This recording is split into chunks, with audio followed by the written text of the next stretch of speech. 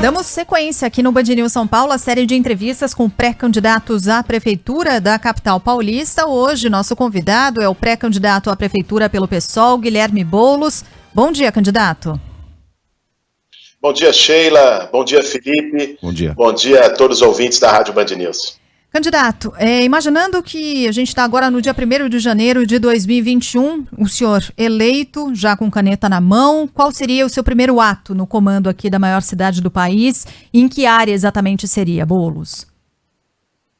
Olha, meu primeiro ato seria uma inversão profunda de prioridade na cidade de São Paulo.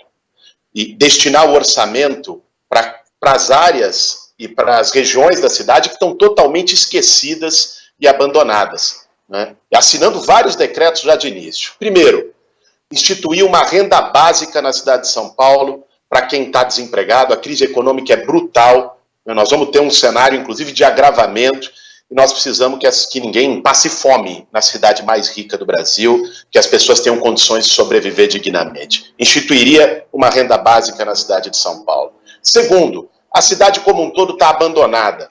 Então, o que eu faria, e vou fazer a partir do ano que vem, é abrir frentes de trabalho em todas as subprefeituras para contratar as pessoas que estão sem emprego, e essas frentes de trabalho também vão atuar na zeladoria da cidade. Você pega uma praça, virou um matagal, né? Difícil andar na rua, a não ser nas regiões dos jardins, onde o prefeito recapeou, que é uma beleza, de resto, está difícil andar na rua, né? E uma terceira medida absolutamente emergencial é na área da saúde. É colocar mais recursos na saúde, principalmente na periferia, para chegar na ponta com mais médicos nas UBSs dos fundões das cidades, UPAs, AMAs, em todas essas áreas. Né? Não dá para admitir, não dá para tratar como normal, Felipe, que alguém demore 3 meses para poder ser atendido, fazer um raio-x, fazer um ultrassom, né, na cidade mais rica do Brasil, e que esse dinheiro esteja indo a rodo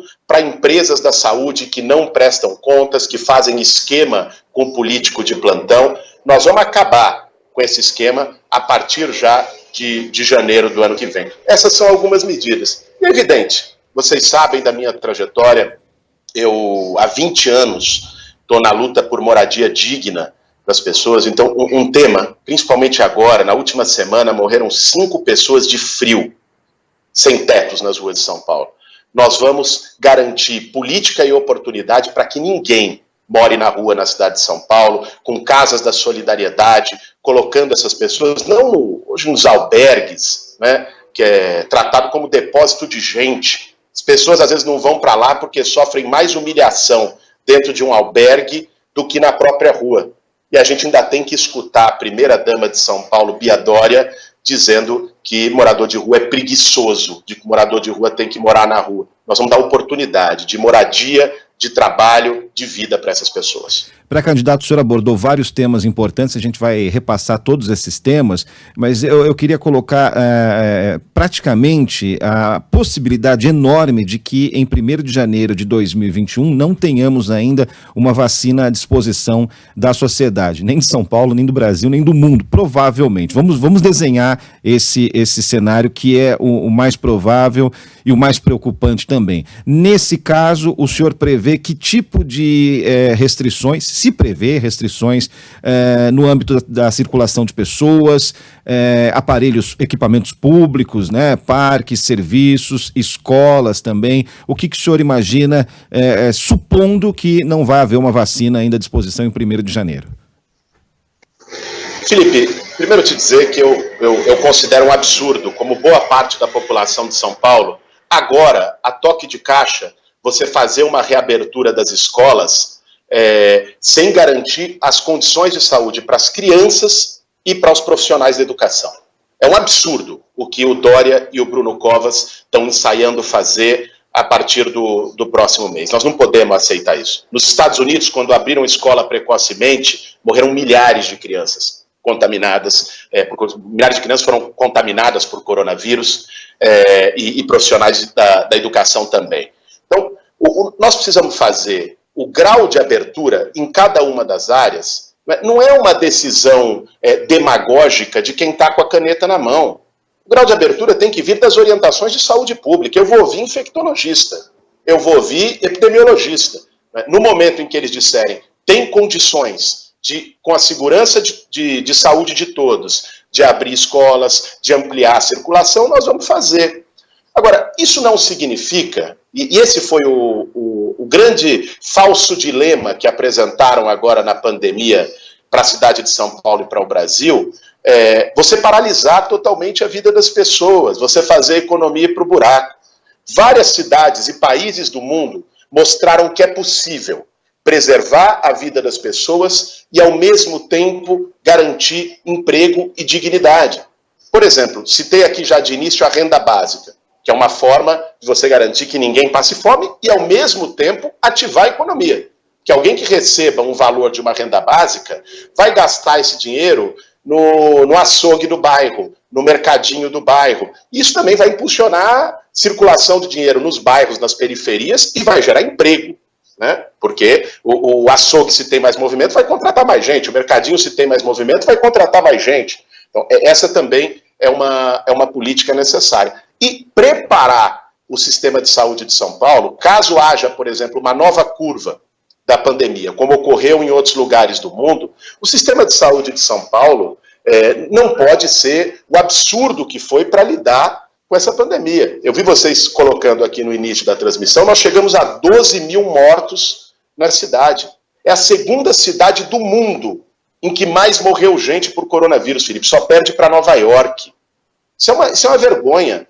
Então, a prefeitura tinha que estar preparada para construir hospitais de campanha, por exemplo, nas periferias. Fez 4, 3 deles no centro, que é onde tem a maior disponibilidade de leitos, de UTIs, de equipamentos, de médicos, né? Isso é o descaso e o abandono para as periferias. A gente vai preparar o sistema de saúde para, numa eventualidade de você ter novos picos, né, ele poder atender a cidade, evitar o absurdo que foi agora, a carnificina que foi agora, e salvar vidas. Ainda falando sobre o aspecto da educação, se espera que na cidade de São Paulo, pelo menos as escolas particulares agora em outubro, retomem as atividades.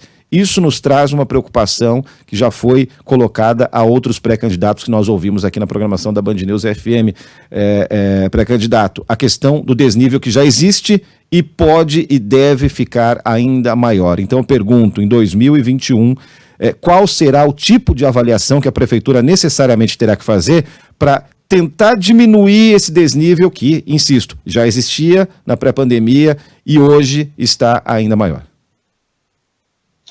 Vamos lá.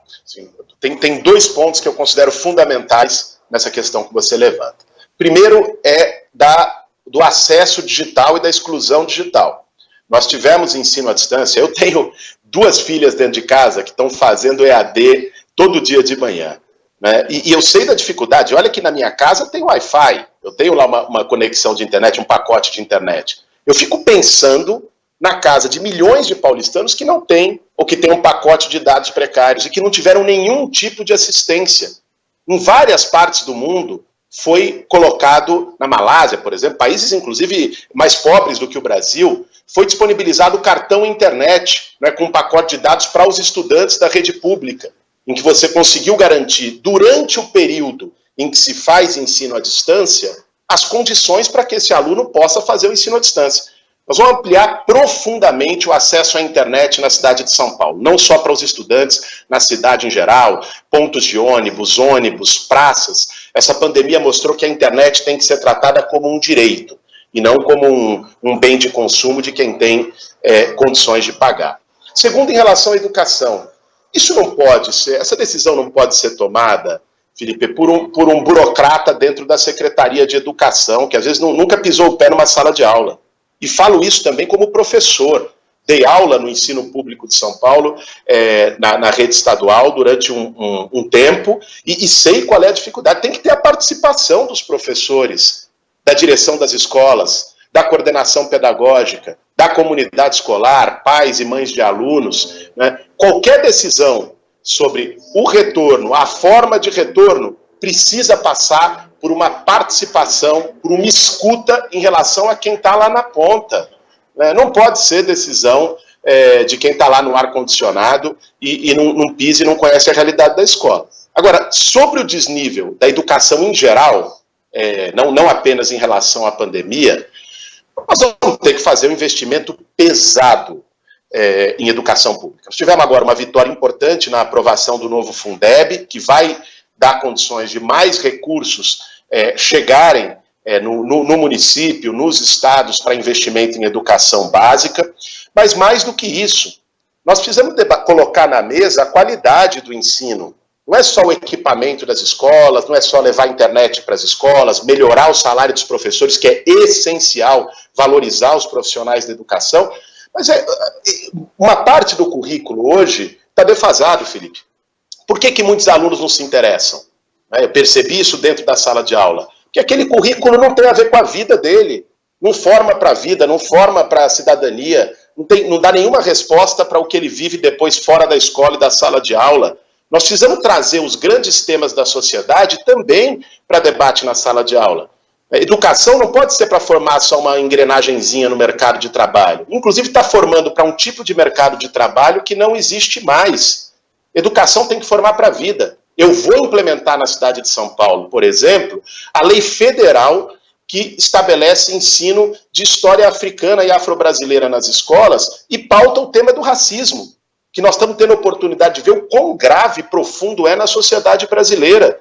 Né? Eu vou implementar nas escolas um debate importante sobre a situação das mulheres. Né? Olha o que a gente tem visto e sofrido de machismo, de assédio, de abuso.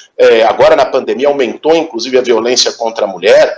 Eu quero fazer um debate que forme para a vida e ligar a escola à sociedade, inclusive do ponto de vista econômico. Você pega o tema do uniforme escolar. A prefeitura vai lá, faz uma licitação, uma empresa da China vai, sabe-se lá como é que é feito esse esquema. Né? Eu ouvi de uma senhora lá no Jardim Ângela, eu tenho ido para vários bairros da cidade escutar, uma senhora que é costureira e que organizou um grupo, uma cooperativa de costureiras agora, na pandemia, para fazer máscaras. Eu vi, por que não os uniformes das escolas serem comprados de cooperativas de costureiras da região, gerando renda, gerando emprego, ligando a escola à comunidade? A mesma forma com a merenda escolar. Vamos estimular a agricultura familiar. E São Paulo tem zonas agrícolas, Parelheiros, Marcilac, parte de São Mateus, né, que você pode estimular hortas orgânicas e levar alimento orgânico para a merenda das escolas. O Dória queria dar farinata, dar ração humana para a criança, é de uma desumanidade. Nós vamos levar alimento orgânico para as escolas e ainda gerar renda para os pais, para as mães, para quem vive no entorno. Agora, candidato, o senhor falou aí de uma série de investimentos na área da educação, o senhor mencionou aí de passagem um programa de renda básica para o cidadão, que seria também uma iniciativa na economia. Agora, com que dinheiro? Porque o orçamento previsto para o ano que vem ele é 9 bilhões de reais menor. Pelo menos é essa a projeção da Prefeitura de São Paulo. De onde vai sair esse dinheiro para esses investimentos? Vamos lá, Sheila. Primeiro, você sabe que eu fiquei surpreso quando eu fui conversar com auditores fiscais da cidade, agora há 1 ou 2 semanas atrás, e descobri que a cidade de São Paulo tem 17 bilhões no caixa, parado.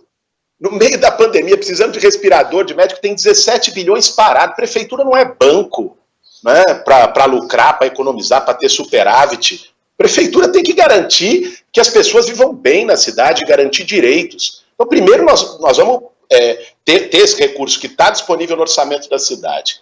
Segundo, mesmo com uma eventual queda orçamentária pela paralisação econômica, pela crise que está colocada no país e no mundo, São Paulo é o 5º orçamento do país. O orçamento desse ano foi 69 bilhões de reais. Né? A cidade de São Paulo só perde para o orçamento da União, do Estado de São Paulo, do Estado do Rio de Janeiro e do Estado de Minas. Então não é verdade que não tenha dinheiro.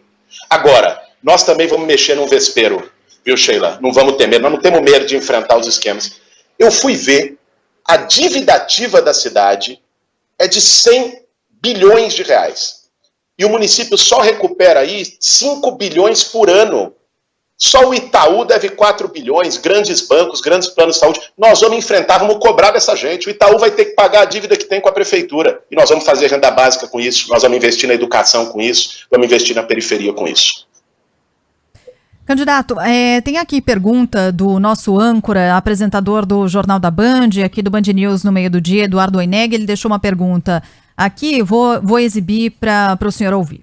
Parte da sua vida o senhor dedicou a organizar e a liderar invasão da propriedade dos outros. Agora, se o senhor for eleito prefeito de São Paulo, o senhor vai ter que organizar a propriedade dos outros, cobrar a propriedade dos outros.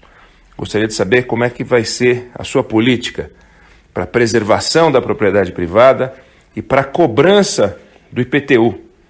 O senhor vai mexer na forma de cálculo, vai propor mudanças para os bairros mais caros, para os bairros mais afastados do centro, ocupação do centro. Qual vai ser sua política nesse campo? Pois não. Bom, vamos lá. Eu acho que o Eduardo traz uma questão importante, embora termine por reproduzir um preconceito que existe em relação à luta por moradia na cidade de São Paulo e no país, e me dá a oportunidade, inclusive, de esclarecer.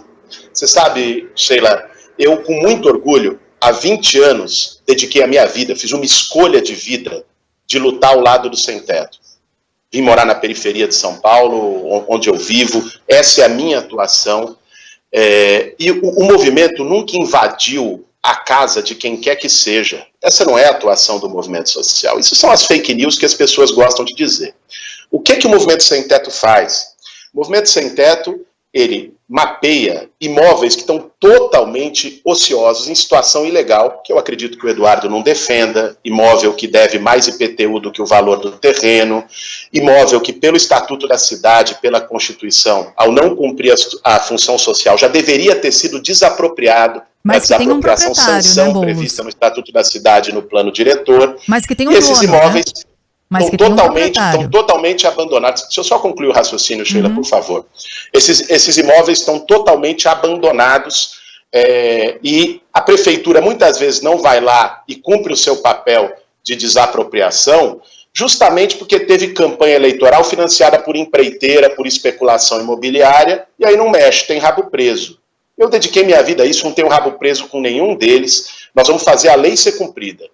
Tem 40 mil imóveis abandonados só no centro de São Paulo, que já deveriam ter tido IPTU progressivo e desapropriação sanção. Não é a casa de ninguém, não. Ninguém mora lá. Né? São imóveis que estão em situação ilegal e abandonados, e que pelo esquemão da especulação imobiliária nunca foram mexidos. Nós vamos mexer e botar gente que precisa para morar. Essa é a política que nós vamos fazer em relação à moradia popular. Isso está previsto na Constituição. Quem fala da função social da propriedade não é o Estatuto do MTST, é a Carta Magna do Brasil. Né? Então, o que nós vamos fazer é garantir moradia para quem precisa. Não dá para admitir que na cidade mais rica do Brasil, milhões de pessoas tenham que escolher no final do mês entre pagar o aluguel e botar comida na mesa. Nós temos lado. O nosso lado é dessas pessoas, não do especulador imobiliário.